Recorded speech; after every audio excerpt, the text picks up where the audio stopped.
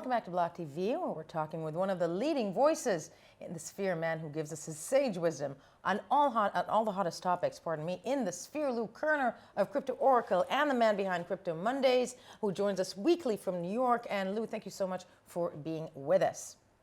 Hey, Yael, great to be with Block TV. Great to have you with us. And also, you and I just had a chance to chat because the coronavirus news is basically the one narrative everybody is talking about. And in an extraordinary attempt to curb, its economic fallout, the Fed, as we know, cut rates yet again for the first time, though actually is what we call an emergency rate move since the 2008 financial crisis. And Bitcoin didn't react that much, a little bit. But first of all, what do you make of all of it? And one thing that's so interesting to me is I thought that the coronavirus, panic and what's going on in the world, let's not get into the issues behind it, would actually prove or, support the proof that Bitcoin is a safe haven. And it doesn't seem to be doing that. Would you agree with me on that? I think it's tough to make a pronouncement like that on just a couple of days of action. In fact, when you get a systemic hit like the coronavirus gave to financial markets around the world, what happens is liquidity is a massive problem for lots and lots of people. So everything goes down. So, nobody would argue that gold isn't a safe haven, but gold got crushed too. So I think, Bitcoin is a safe haven, and over time will be proven to be so more and more so.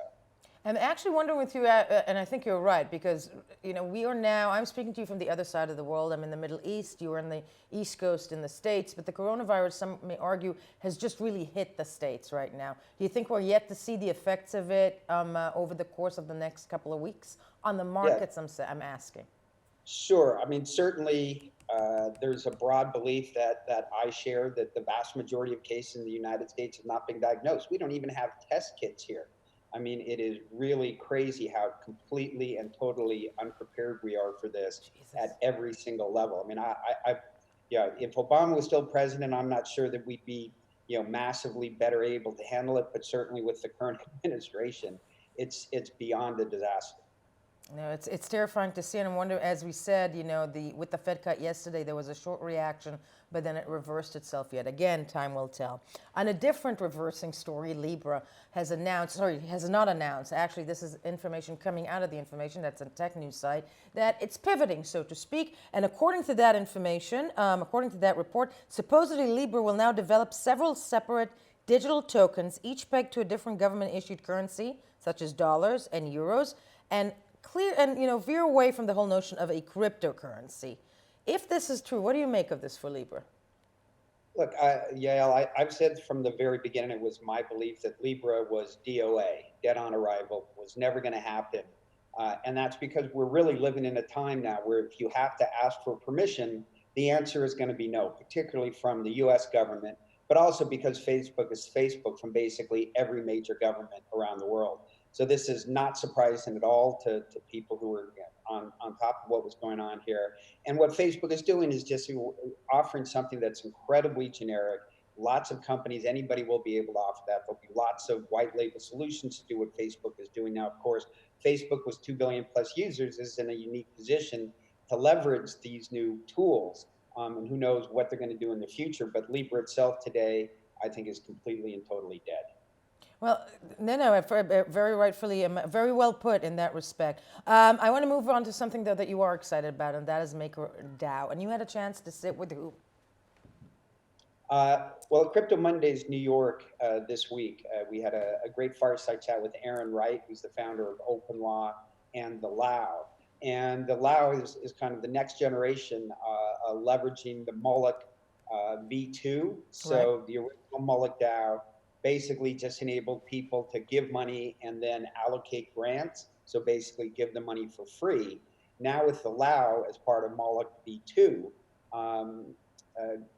the members can not only give grants if they want to, but they can also invest in these companies and get equity or tokens back from those companies. And that's really a major move forward in the long-term vision of the LAO is to really be a funding platform, kind of like an angel list for DAOs, such that the money can be raised, on the platform, and companies will have to take much less time going around and getting the capital they need to build their protocols.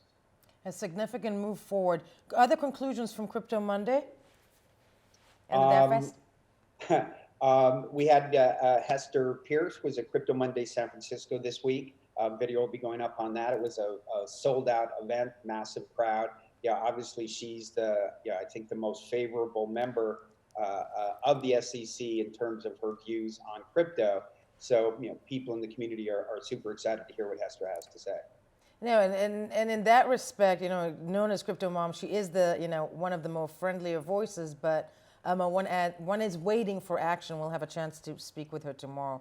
Finally, I'm wondering with you, because the technology of retail central bank digital currency, that's actually type of a report that came out, I believe, on the, where the report that came out, one second, let me take a look.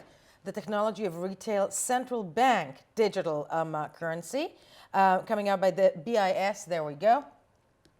The BIS being, of course, Bank for International Settlements. What is the significance of that report that came out?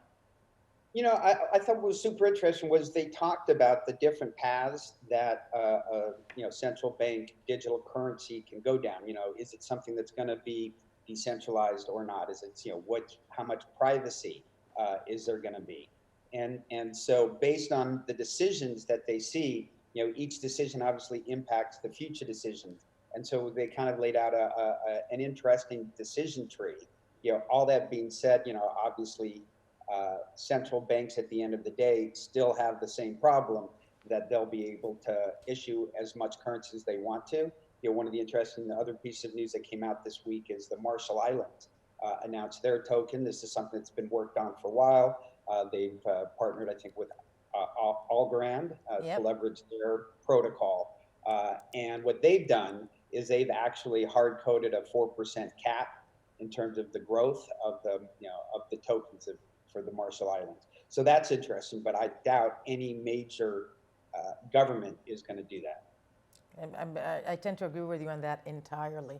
Finally, as we're speaking from New York, as you're speaking to us from New York, at the end of the day, everybody's waiting for May. Do you see this mass hysteria of coronavirus standing in the way of Blockchain Week?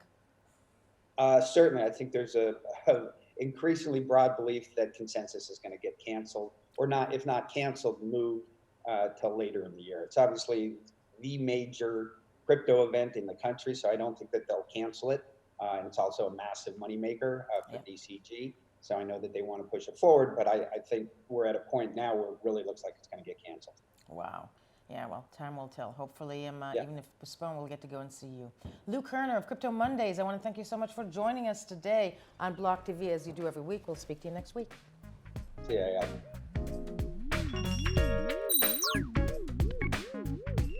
For more news and updates, follow us on Twitter.